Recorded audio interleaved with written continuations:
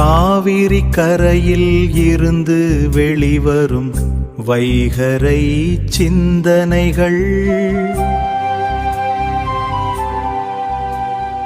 இந்த பிரபஞ்சத்தில் மனிதர் சுவாசிக்கும் நாள்களில் அவர்களுக்கு முன்னால் 2 வழிகள் இருக்கின்றன.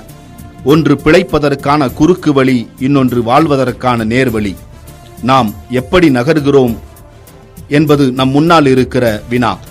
நம்மில் பலர் வாழத்தான் விரும்புகிறோம் என்றாலும் கால ஓட்டமும் தேவைகளும் பிழைக்கவே நம்மை நிர்பந்திக்கின்றன. வாழ்க்கையை வாழ்பவர்கள் தம்முடைய காலத்திலே போற்றப்பட்ட வரலாறு மிக குறைவுதான்.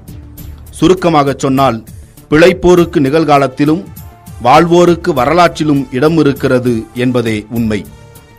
ஓவியர் ஹெல்மன் மெய்சிலிருக்கும் ஓவியம் ஒன்றை வரைந்து கண்காட்சியில் மக்களின் பார்வைக்கு வைத்தார். தத்ரூபமான ஓவியம் அது.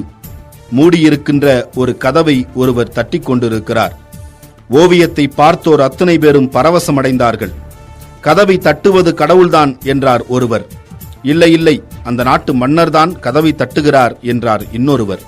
கடவுளும் இல்லை, மன்னரும் இல்லை, முற்றிலும் உணர்ந்த ஒரு ஞானிதான் கதவை தட்டுகிறார் என்றார் மற்றொருவர். தங்களிடம் இருந்த நிழற்படக்கருவி மூலம் சிலர் அதை படமாக எடுத்துக்கொண்டனர். இந்த படம் விலைக்கு கிடைக்குமா என ஹெல்மனிடமும் சிலர் கேட்டனர். ஹெல்மனின் கரங்களில் கொஞ்சம் பணத்தை திணித்துவிட்டு, இதை போன்றதொரு படத்தை வரைந்து எங்கள் முகவரிக்கு அனுப்புங்கள் என்று கேட்டுக்கொண்டனர் சிலர். பலரும் வியந்தபடி பாராட்டிய அந்த படத்தை பார்த்த ஒருவர், ஓவியத்தின் கதவில் சாவி துவாரமில்லையே, சாவியிடாமல் கதவை எப்படி திறப்பது என ஒரு வினாவை விமர்சனமாக முன்வைத்தார். இதை ஹெல்மன் அமைதியாக சொன்னார். இதை கேட்ட பிறகு, இந்த கதவு பூட்டுப்போடு பூட்டப்படும் கதவு அல்ல, தாழ்பால் உள்ளேதான் இருக்கிறது.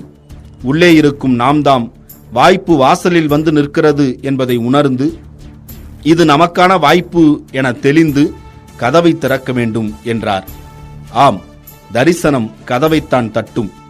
தேவைப்பட்டவர்தாம் அதை பற்றி கொண்டு வெற்றி காண வேண்டும். இந்த நிகழ்வு நம்மை எப்போதும் தயாராய் வைத்துக்கொள்ள அறிவுறுத்துகிறது.